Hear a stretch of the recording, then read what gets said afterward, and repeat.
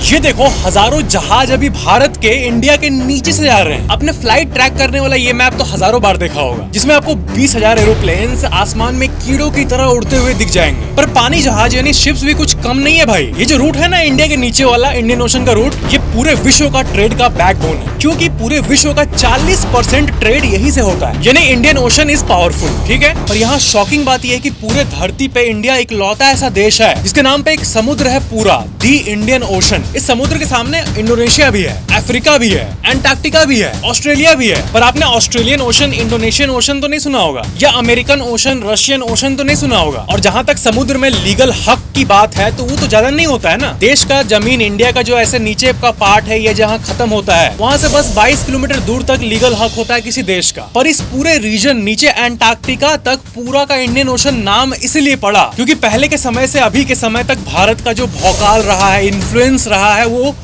Huge है। 2000 साल पहले से वर्ल्ड के लिए इंडिया क्या था पता है? India means business. Cotton export, मसाले एक्सपोर्ट और हजारों चीजों का एक्सपोर्ट होता था इंडिया से। एंशिएंट ग्रीक वाले इस ओशन को कहते थे इंडिकोस ओशिनियोस, और कई देश इसे सिंपली ओशन बिलो इंडिया कहते थे। और ऐसे ही करते करते आखिरकार ये इंडियन ओशन बन गया। नेक्स्ट फैक्ट, चैट जीपीटी या किसी भी एआई से जब आप बात करोगे तो आपसे वो इतने अच्छे से और प्यार से बात करेगा कि आपको ऐसा मन में फीलिंग आएगा ना कि भाई है अपना। आजकल लोग रोते भी है एआई के कंधे पे, या फिर कोई प्रेम पत्र लिखना होता है या हार्ड हिटिंग लाइंस लिखना होता है तो उसके लिए चैट जीपीटी यूज करते हैं। अब किसी भी इंसानी लव गुरु की जरूरत ही नहीं पड़ती। तो स्विट्जरलैंड में एक रिसर्च हुआ था, इसका रेफरेंस ये रहा, और इमोशंस को व्यक्त करने के मामले में इंसान से ज्यादा तेज ये हो रहा है। जी हाँ, व्यक्त करने के मामले में इंसान ने उस रिसर्च में स्कोर किया 56 आउट ऑफ 100, और दुनिया के 10 एआई इंक्लूडिंग चैट जीपीटी ने स्कोर किया पता है कितना? Average 82 out of 100। पहले इंसान ने मशीन को सिखाया, अब मशीन इंसान को लाखों सालों तक सिखाएगा। नेक्स्ट फैक्ट, भगवान ना करे लेकिन अगर आपके परिवार में किसी को कुछ हो गया और हॉस्पिटल में ब्लड चाहिए और ब्लड की अवेलेबिलिटी ना हो